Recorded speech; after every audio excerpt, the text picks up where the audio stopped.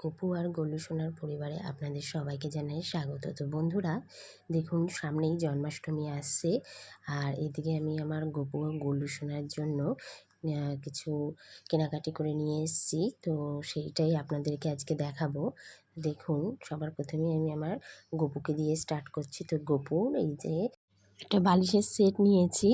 আর বন্ধুরা, আমাদের এখানে বড় গলুর ড্রেস পাওয়া যায় না, অত বড়, মানে গোপালের ওরা বলে যে ড্রেস রাখে না। তো সেই জন্য আমি চলে গেছিলাম বড় বাজারে, মানে বড় বাজারে ভালো ড্রেস পাওয়া যাবে, তাই জন্য গেছিলাম। আর এই যে এই নাইট ড্রেসগুলো দেখছেন, এগুলো কিন্তু নাইট ড্রেস, এমনি ড্রেসও একটা করে ওরা বিক্রি করে না, ওরা সবই 6টা করে বিক্রি করছে। তো নিলে আপনাকে 6টা করেই নিতে হবে।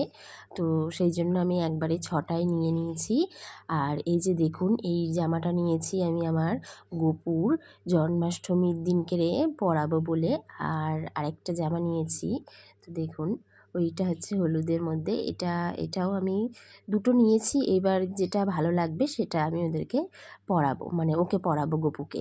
তো দেখুন এবারে চলে আসছে আমার গপুর বাঁশি। আগে একটা বাঁশি ছিল গপুর, কিন্তু বাঁশিটা পাচ্ছি না। তো সেই জন্য একটা নতুন একটা বাঁশি নিয়েছি। আর এই যে এই মুকুটটা আমার সবথেকে ভালো লেগেছে, তো এই মুকুটটা আমি নিয়েছি। তো দেখুন এই যে, তো এটা ভাবছিলাম গপুর মাথায় হবে কি না।